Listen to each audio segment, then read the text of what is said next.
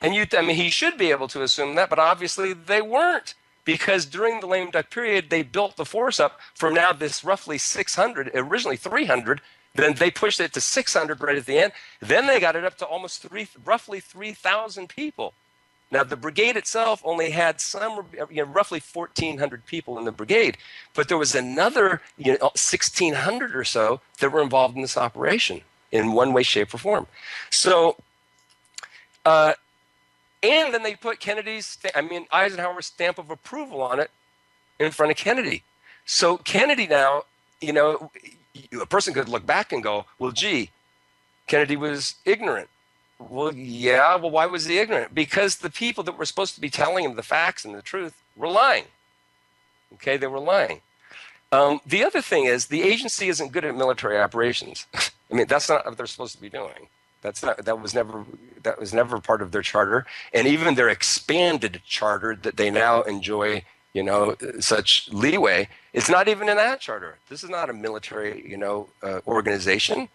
So once you get above a 300-man mark, and you're pushing it at 500, you're really running huge risks because it's a military operation. This is no longer something that you can conduct covertly without a whole lot of difficulty.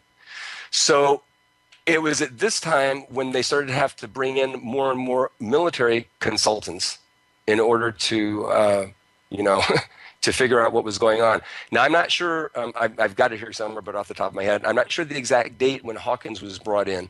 But I do know that Hawkins was adamant about control of the air, that it was the most essential, feature of the invading brigade. Obviously, provided the brigade landing and everything would need to be trained, highly trained in their role as well. But what his thrust is assuming they're the best of the best of the best. If we don't have control of the air, it's not going to do any good at all. They're going to get wiped out. It's not going to work. And other military planners were in agreement on that. So the original plans for all this were, roughly debated. I mean, it was, like we were talking about, adversarial relationship after adversarial relationship. It was hot and heavy. I mean, there was a lot of disagreement on how to do it. And the difficulties that they were going to be faced because they had these restrictions of it being a covert operation, yet it was too big to try to keep quiet. So there was a whole lot of problem with it, especially when you're going to have to involve air assets to control the air. So this is what Kennedy ended up finding himself in the middle of. You with me so far, Len? Oh yeah. All right. Because I know I'm rambling a little here, but let me just keep on rambling. So I'm just going to kind of fast forward here, and we know that let's establish a couple of things. The first thing is we know that the Department of Defense, which of course originally had been the Department of War, people should keep that in mind. It's really important. The Department of Defense, their job is to win. Their job isn't to hide. Their job isn't to be discreet. Their job is shock and awe. Okay, that's what the job of the military is. And the military is a proud organization. They like credit for what they do. Not so much maybe because they need a pat on the back, but because they're patriotic. Okay, so and I'm not endorsing that, and I'm not disrespecting it. It is what it is. But they're not covert operators, okay, any more than the CIA is a military operation. So you've got these real conflicting interests within the administration between the military and between the CIA, and who gets stuck right in the center between the Department of Defense and the intelligence community is the State Department. Because the State Department, well, what are they going to be, faced with if something goes wrong? Well, we just got done saying, the political ramifications would be a violation of international law if it was a military operation launched by the United States against Cuba. The State Department's the one's going to have to deal with the United Nations if we were to do something like that. So the State Department, they have a completely different role than the War Department, than the Department of Defense. They're going to have to pick up the pieces. They're the ones that are going to have to deal with the political ramifications. So as far as Dean Rusk was concerned, the Secretary of State, we can't have something that's loud. We can't have something that is going to draw attention that the United States was behind it. It's got to be credible. It's got to be something that could plausibly be denied. It's got to credibly come from anti-Castro Cubans. If it doesn't, we've just violated international law. We might as well have just sent in the Marines and the Air Force and everybody else. See? So Rusk, from the very beginning, was screaming that the whole thing looked like it was too fast, too loud, too big, in the wrong area. We're not going to get away with it. And you can't use any planes. Are you kidding me? Are you going to send planes in? This isn't going to work. And you just have to, and understandably, in one respect, understandably, don't get me wrong. I don't hold Dean Rusk in high regard. But in one sense, maybe he had a point. Kennedy must have thought he had a point. So Kennedy instructed the agency to scour for, alternate landing locations besides Trinidad. So after quite a time, they came up with the Bay of Pigs. And they made some fundamental errors. They didn't realize a lot of stuff, that there was coral, that the ships were going to go aground on coral. It's a big problem. They didn't realize that the people that, they were saying could go in Trinidad, it was really close to the, I'm not going to pronounce this right, Ascombray Mountains, and they could go guerrilla and probably make a good escape through there. That was what, in Trinidad, but this was a good distance. The Bay of Pigs was a lot farther away, and they had to go through swampland, with like Everglade type areas in there. And they also weren't informed that they could have dug down roughly 3 feet to get fresh drinking water. I mean, there's so many things that they were ill-trained for for this operation. So the CIA made a lot of mistakes, obviously, picking the Bay of Pigs. But many times it has been argued that the plan was so badly constructed that it had no chance of success. Okay? Now, in light of everything I just said, that all the conflict going on and all the restrictions because of State Department concerns that were put on it, because this was becoming a paramilitary or military operation where it really shouldn't have been, okay, it did have serious restrictions on it. But Kennedy was saying, look, is there a way for us to work within those restrictions and still meet the objective? That's what I'm tasking you to do. Okay, I want you to find a way to get it done anyway within the restrictions of 5412/2. So the CIA apparently set out to do that, ostensibly anyway. They set out to do it. Now, did they actually come up with a plan that apparently would work? Did they actually train people well in order to accomplish the task? That's our next question. Okay. In other words, was this doomed to fail from the very beginning? Would it have, if the plan had been pulled off exactly from A to Z as planned, would it have worked? Okay. Let's see. We don't know for sure. How come? Well, because it wasn't pulled off as it should have been. But let's see what they thought about it. Okay. So 3 days before D-Day, on the 13th of the D-Day for the Bay of Pigs was 17 April 1961. On the 13th of April 1961, an emergency cable was sent to Colonel Jack Hawkins at Puerto Cabezas, Nicaragua, by the project chief. Okay? The project chief on this was J.C. King. He was the Western Hemisphere project chief of the Central Intelligence Agency. So let me read this to you.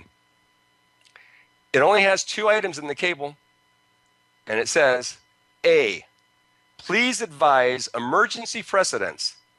Let me say this again. This is from J.C. King to Colonel Jack Hawkins while Hawkins is in Puerto Cabezas, Nicaragua. For the benefit of the audience, we used Puerto Cabezas, Nicaragua as the base for the B-26 bombers that we had given to the anti-Castro Cubans, or maybe sold to them for $1 or something, to the anti-Castro Cubans so that they could be used in support for air cover during the Bay of Pigs. These were not United States equipment at that time, and they were not to be piloted by United States military personnel. They were Cuban pilots, and these were now Cuban aircraft. Fletcher Prouty had been tasked with outfitting them before we gave these B-26 bombers to the anti-Castro Cubans by putting 8 50 caliber machine guns in each of their noses. At COPA, somebody asked me the question, why were we using B-26s? They're not that good a plane. And that, the answer to that is yes and no. Okay, it's not a bad plane, but was it outdated? Sure. But the problem was this.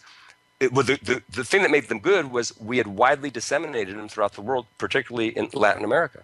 So it was plausibly deniable that our hand was in this. These B-26s were credibly owned by the anti-Castro Cubans. So that's the reason for using the B-26 bombers.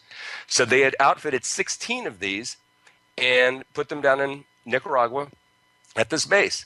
And this is where Brigade 2506 eventually was doing all of their training, and the pilots were, flying practice missions and getting familiar with the planes and how they operated and maneuvered and this and that and the other thing. Okay, so that's the reason why this cable went down to Colonel Jack Hawkins, who was now visiting them, all the troops, the anti-Castro Cuban troops there. So again, I'm going to read it. A, please advise emergency precedents if your experiences during the last few days have in any way changed your evaluation of the brigade. And B, and everybody wait for this in the audience, listening audience, ready? And B, it says, for your information, the president has stated that under no conditions will U.S. intervene with any U.S. forces. And I'm going to repeat it for emphasis, because Kennedy has gotten thrown under the bus so many times for not sending in A-4s from the USS Essex that was off the coast of Cuba during the Bay of Pigs. Let me repeat this. And the reason they say the anti-Castro Cubans hated him possibly was because he failed to provide promised U.S. air support there. Let me read this to you again. For your information, the president has stated that under no conditions will U.S. intervene with any U.S. forces. Okay? So this cable that's sent from J.C. King down to Hawkins is asking him, look, you've been there for a few days. Have your opinions changed? Because right now it's a green light. It's a go. What's your opinion now? And by the way, just reminding everybody, president says it's covert, no U.S. intervention. Okay? And it says, number 2, following is the text of Colonel Hawkins' reply of the same day. So Hawkins cabled back, and he said, A, my observations the last few days have increased my confidence in the ability of this force to accomplish not only initial combat missions, but also the ultimate objective of Castro's overthrow. B, referencing paragraph 1 above, I arrived during the final briefing of the brigade and battalion commanders. Now listen to this, folks in the audience. They now know all details of the plan and are enthusiastic. These officers, now this is Hawkins talking, by the way. He is considered an expert in these operations, okay? He was negative on the plan initially going in because of the restrictions. They worked the restrictions out, and now he's reporting back, and he says, these officers are young, vigorous, intelligent, motivated with a fanatical urge to begin battle, for which most of them have been preparing in the rugged conditions of training camps for almost a year. I have talked to many of them in their language, because he spoke Spanish fluently. Without exception, they have utmost confidence in their ability to win. They say they know their own people and believe after they've inflicted one serious defeat upon opposing forces, the latter will melt away from Castro, who they have no wish to support. They say it is Cuban tradition to join the winner, and they have supreme confidence that they will win all engagements against the best Castro has to offer, and I share their confidence. C, the brigade is well organized and is more heavily armed and better equipped in some respects than U.S. infantry units. The men have received intensive training in the use of their weapons, including more firing experience than U.S. troops would normally receive. I was impressed with the serious attitude of the men as they arrived here and moved to their ships. Movements were quiet, disciplined, and efficient, and the embarkation was accomplished with remarkable smoothness. D, the brigade now numbers 1,400, a truly formidable force. E, this is important, Len, listen to this one. I have also carefully observed the Cuban Air Force. The aircraft are kept with pride, and some of the B-26 crews are so eager to commence contemplated operations that they have already armed their aircraft. Lieutenant Colonel George Gaines, U.S. Air Force, informed me today that he considers the B-26 squadron equal to the best U.S. Air Force squadron. And F, listen to it, folks. The brigade officers do not expect help from U.S. Armed Forces. They only ask for continued delivery of supplies. This can be done covertly. And G, the Cuban Air Force is motivated, strong, well-trained, armed to the teeth, and ready. I believe profoundly that it would be a serious mistake for the United States to deter it from its intended purpose. Okay? I've got copy 1 of 5, distribution, General Taylor, Alan Dulles, Richard Bissell, J.C. King, and J.D. Esterline. So this cable, Len, was sent to Colonel Hawkins in Puerto Cabezas, and that's his reply back 3 days before the Bay of Pigs. Now, it doesn't sound to me like these people were not trained right. It doesn't look to me like there was any doubt. This is a senior military person at this stage. He's in the Marine Corps. He'd seen action in World War II. Here's a guy who knew his stuff really well. Here was a guy who was kind of against it at the beginning, who had worked out the details and now is completely for it. There's no hesitation. I mean, he's surprisingly for the operation at this stage. Okay? In context, I think it's also important to point out that the official stance here, behind the scenes, was made clear regarding Kennedy's letting everybody know there's not going to be any intervention of U.S. forces. And Hawkins says that the anti-Castro Cubans themselves don't expect it. And the reason this is important is because these guys have been named as suspects in Kennedy's murder because they resented the fact that he broke his promise. Well, he didn't break his, he never made the promise. In fact, it was never part of the plan. It wasn't even a part of the plan. They didn't even expect it. What would they be resenting? Something that he never even promised. See? So it's a ridiculous premise, but the agency made this up as they went along, and they promoted it for 50 years. Let me go on here. I said to myself, what if these are the top secret documents? I mean, this is the behind the scenes stuff that they were in the planning operation. What if the anti-Castro Cubans themselves, however, had heard Kennedy, make some remarks, right, off the cuff, or, had an interview or something, and they were led to believe wrongly, mistakenly, that the United States was going to do whatever it took, to defeat Fidel Castro or to support these exiles or whatever. What if he had done that? And so they heard that and they believed that over the official thing that they had just been told by Colonel Hawkins. What if that had happened? Well, 5 days before D-Day at a press conference on April 12th, President Kennedy was asked, quote, "How far would the U.S. go to help an uprising against Castro?" End quote. And President Kennedy's response is this: "First, I want to say that there will not be, under any conditions, an intervention in Cuba by the United States Armed Forces. This government will do everything it possibly can. I think it can meet its responsibilities to make sure that there are no Americans involved in any actions inside Cuba. The basic issue in Cuba is not one between the United States and Cuba. It is between the Cubans themselves." End quote. So, in less than a week before the invasion, we've got two things: the public statements of Kennedy that we're not going to do anything with our armed forces against Cuba, and behind the scenes, Kennedy makes the statement again, and it's confirmed by Hawkins that not only doesn't seem like it's even needed, in his opinion, and no one's expecting it. Okay? You with me, Len? Right here. All right. Any questions so far? Any clarifications I need to make for the audience that maybe I'm missing? No. No? Okay. All right. So next stage here gets real important. So again, let's go back to Dean Rusk for a second in the State Department. And let's go back to the plan, okay? The plan did include air support, but the source of the air support is the key to what went wrong and to why the agency was able to methodically and insidiously create a situation initially to blackmail Kennedy and try to force his hand. And when it didn't work, they created a cover story that they perpetuated for 50 years. You know, I went and checked, before I went to Dallas, I checked Britannica online. They have the same crap on there. That Kennedy, you know, basically broke his promise, or he failed to provide air support. Huh.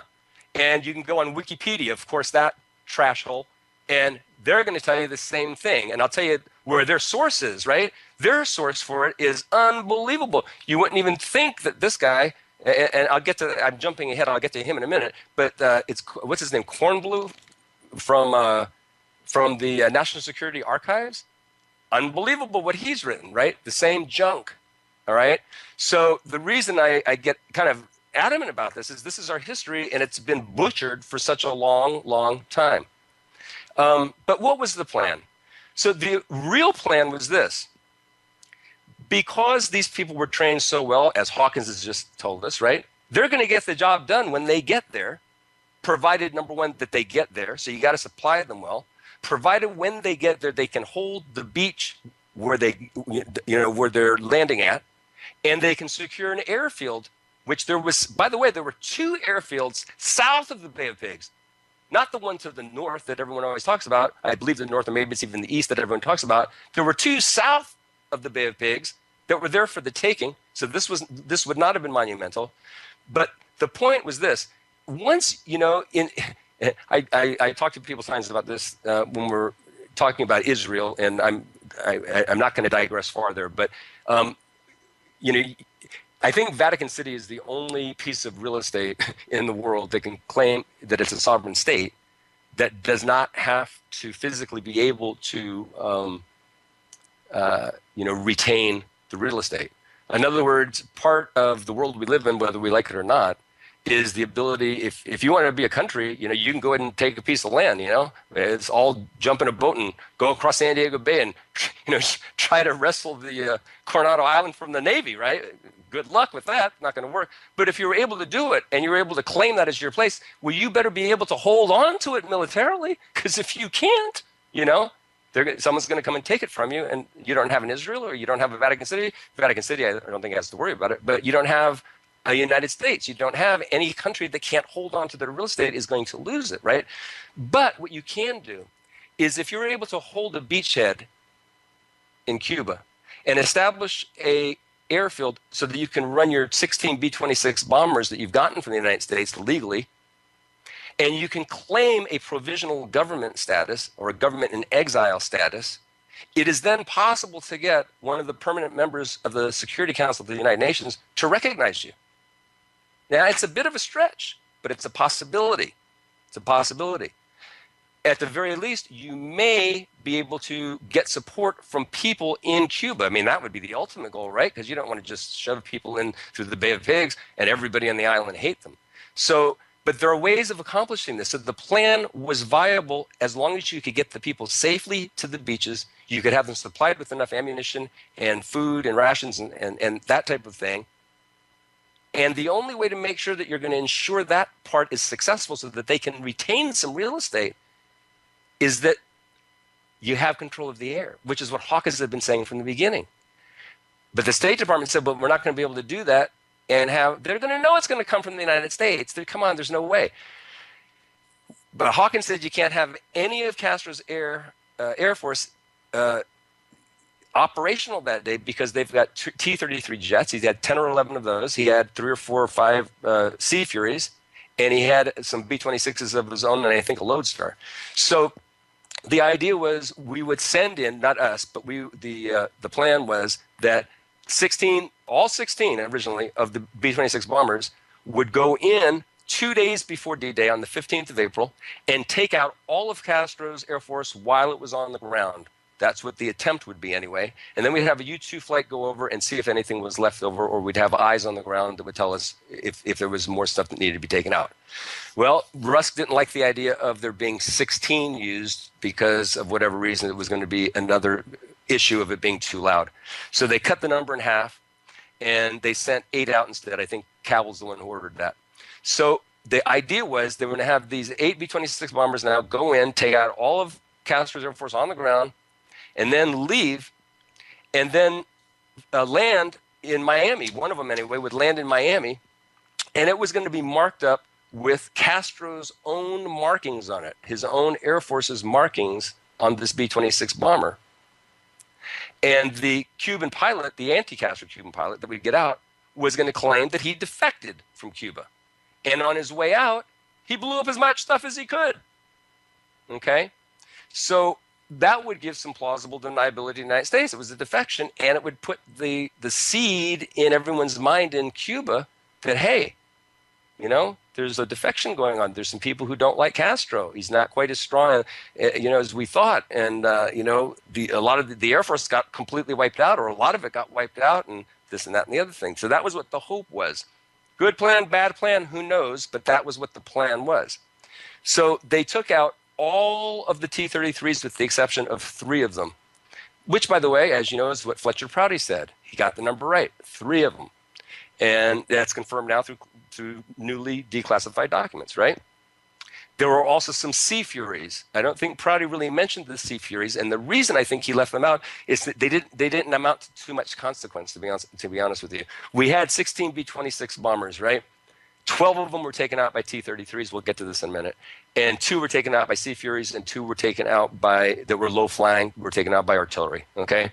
So, but the plan had been, you send in these B-26s on the 15th, take out as many as you can, have people land in Miami, claim that they defected. What happened instead is Castro took a look at the pictures that were taken, and he said, well, look here. This is not my plane. He's screaming in the UN. This is not my plane. Doesn't even look like my plane. These aren't the markings of the Castro of our Air Force.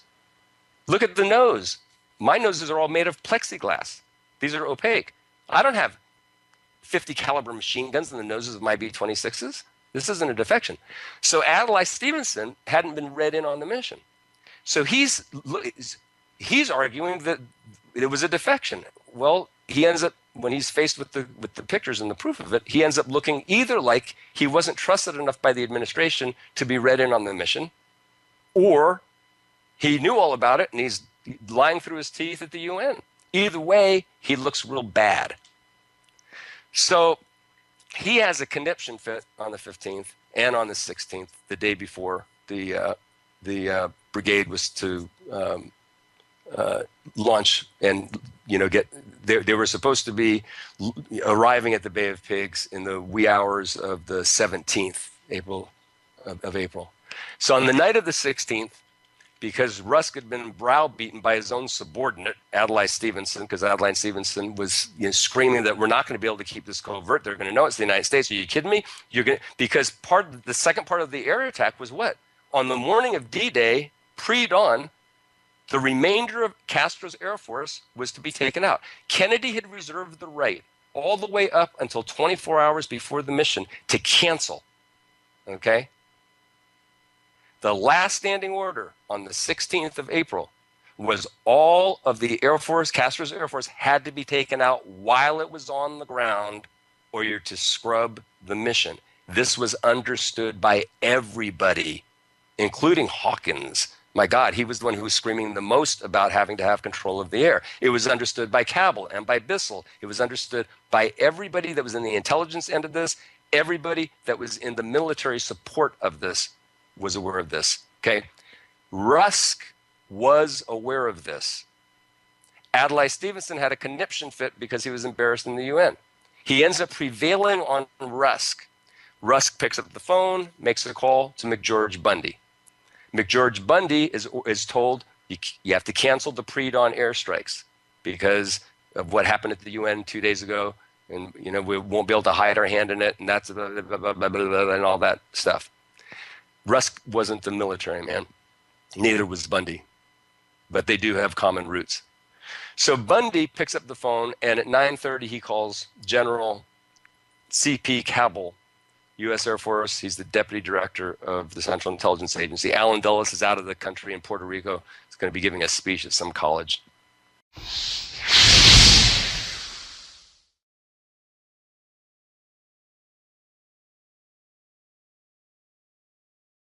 Best.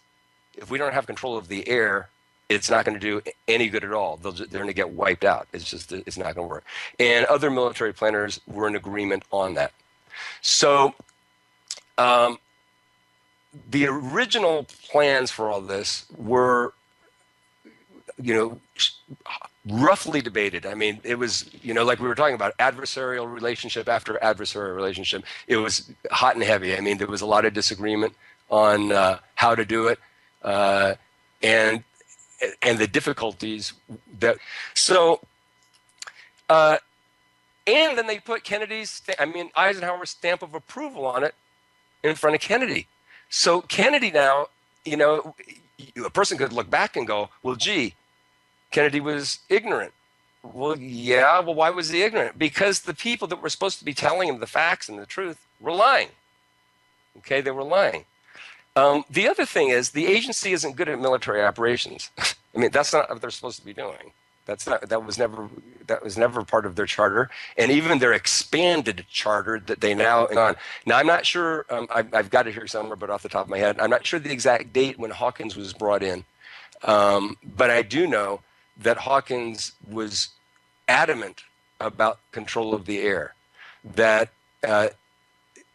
it was the most essential, feature of the invading brigade. If obviously, provided the brigade landing and everything would need to be trained, highly trained in their role as well. But what his thrust is assuming they're the best of the best of the.